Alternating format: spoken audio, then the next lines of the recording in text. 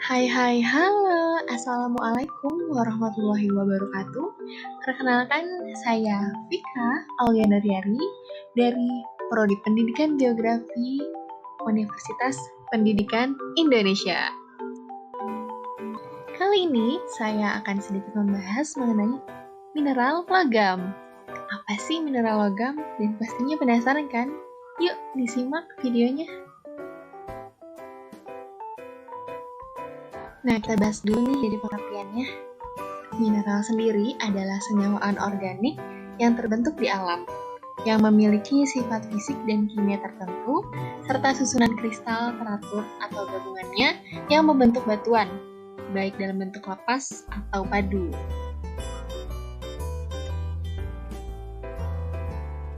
Adapun pengertian mineral logam sendiri yakni mineral yang unsur utamanya mengandung logam, memiliki kilap logam, dan umumnya bersifat sebagai penghantar panas dan listrik yang baik.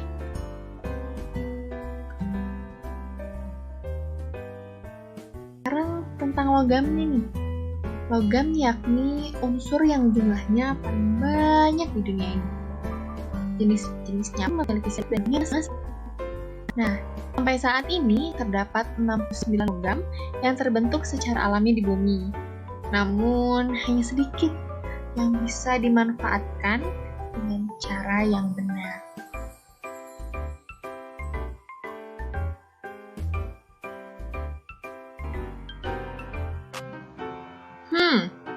Lalu, pembentukan mineral logam itu seperti apa? Tentu pembentukannya bisa dengan berbagai cara dan berbagai proses. Penasaran kan? Yuk, ke poin. Yang pertama yakni proses magmatis. Sesuai dengan namanya, proses ini terjadi di dapur magma primer, sehingga mineral yang terbentuk akan bersifat ultrabasa untuk kemudian mengalami pendinginan dan pembekuan, hingga membentuk mineral-mineral biji dan silika. Nah, mineral tersebut pada suhu tinggi yakni sekitar 6000 derajat Celcius sehingga berhasil mengubah stadium liquido-magmatis menjadi mineral berbentuk logam maupun non-logam. Nah, proses magmatis ini terbagi menjadi dua macam, yakni ada di slide selanjutnya ya.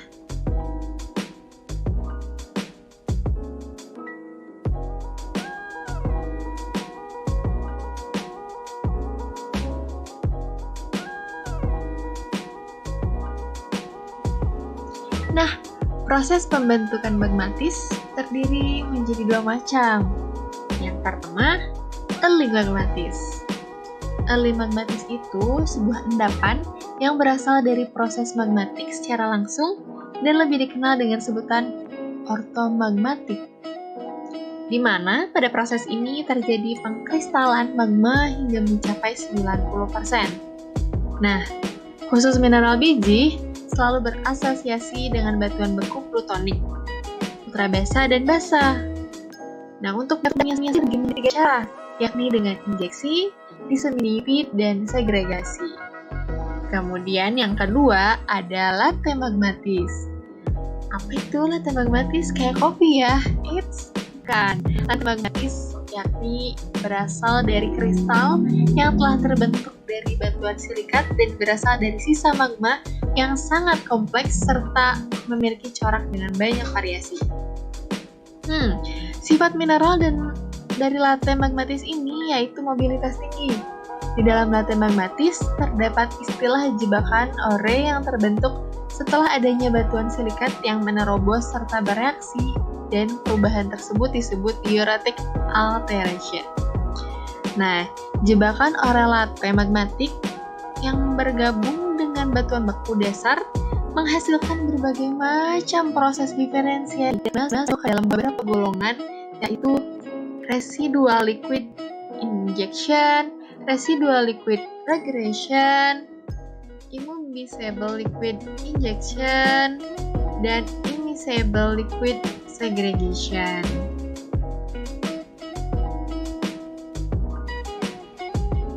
Proses pembentukan mineral selanjutnya yaitu tahap pegmatisme. Pada tahap pegmatisme ini, larutan sisa magma yang terdiri atas cairan dan gas mempunyai suhu sekitar 450 derajat Celcius sampai 600 derajat Celcius. Di tahap ini juga terjadi kumpulan batuan berupa batuan granit.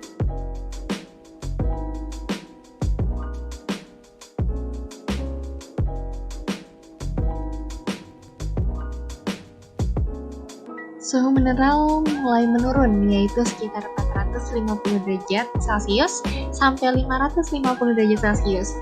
Dan selanjutnya terjadi akumulasi gas, sehingga menghasilkan jebakan pneumatolisis yang hanya menghasilkan sisa magma dalam bentuk cair. Terdapat unsur volatile yang bergerak menerobos batuan beku dan juga batuan yang ada di sekitarnya. Hingga akhirnya tercipta mineral karena adanya proses volatile maupun proses sublimasi dari batuan-batuan yang telah diterobos. Dan hasil dari kedua proses tersebut berupa endapan mineral yang disebut mineral pneumatolisis.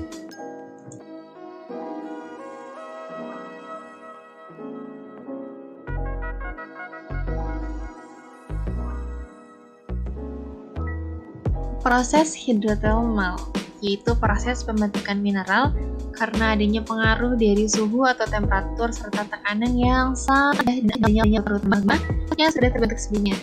Bentuk-bentuk dari endapan mineral bisa ditemukan sebagai bagian dari proses endapan hidrotermal yang disebut cavity filling. Apa sih cavity filling?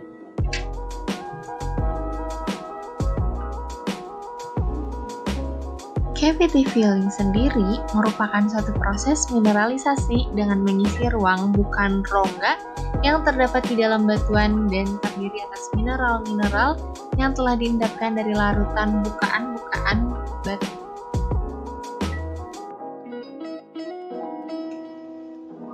Proses replacement atau disebut sebagai proses metasomatic replacement yaitu proses pembentukan endapan-endapan yang berasal dari mineral epigenetik yang didominasi dengan pembentukan endapan hipotermal dan mesotermal, di mana proses ini penting di dalam kelompok epitermal. Pada endapan metasomatik, terdapat mineral biji yang telah terbentuk dan dikontrol oleh unsur-unsurnya. Kemudian ada proses sedimenter. Proses ini menghasilkan endapan yang berasal dari proses pengendapan beberapa mineral dan telah mengalami pelapukan batuan sebelumnya, hingga akhirnya terkumpul dan tersedimentasi di suatu tempat.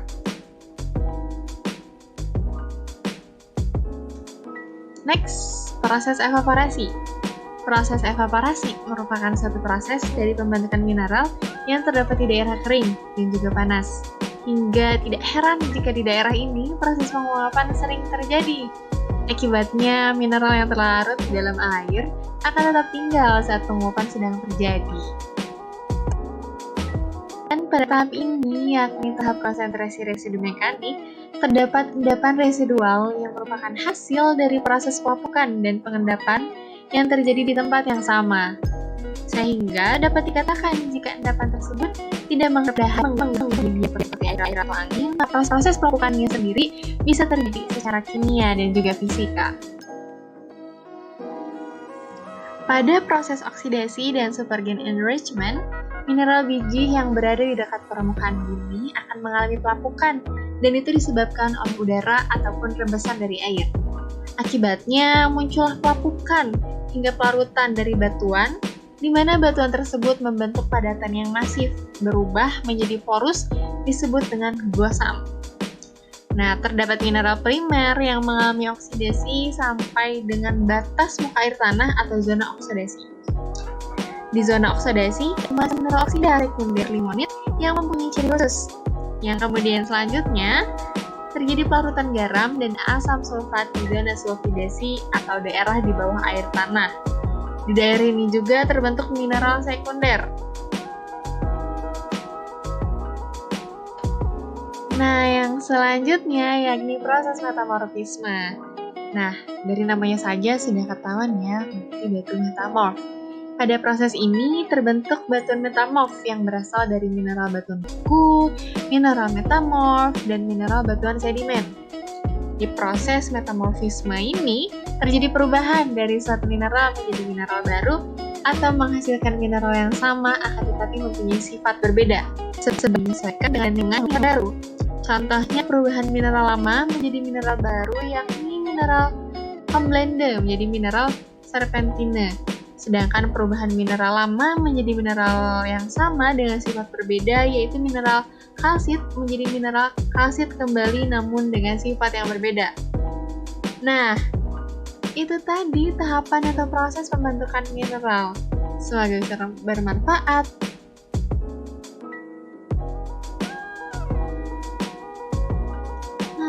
Lalu apa aja sih yang termasuk ke dalam mineral logam?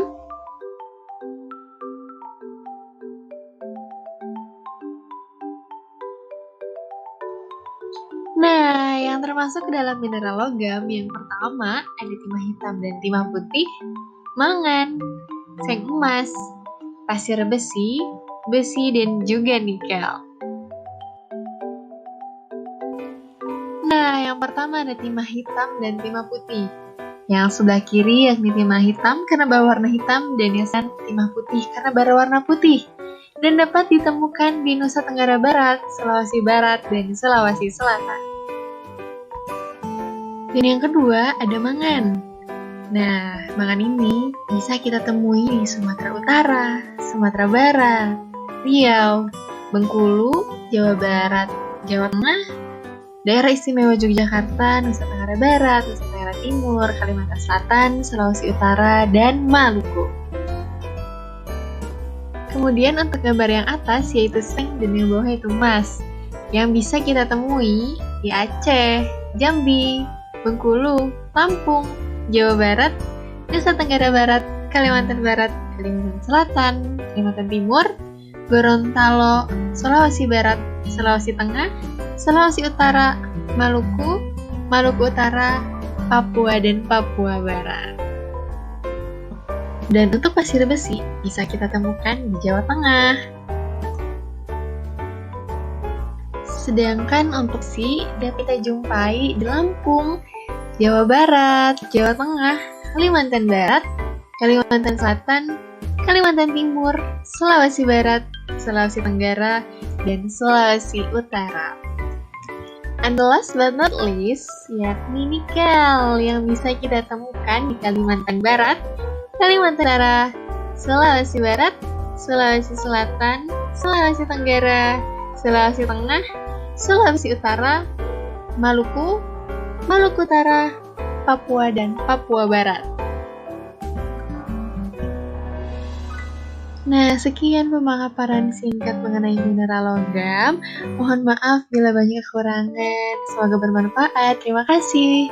Saya Vika Auliana Tiari, pamit undur diri. Wassalamualaikum warahmatullahi wabarakatuh.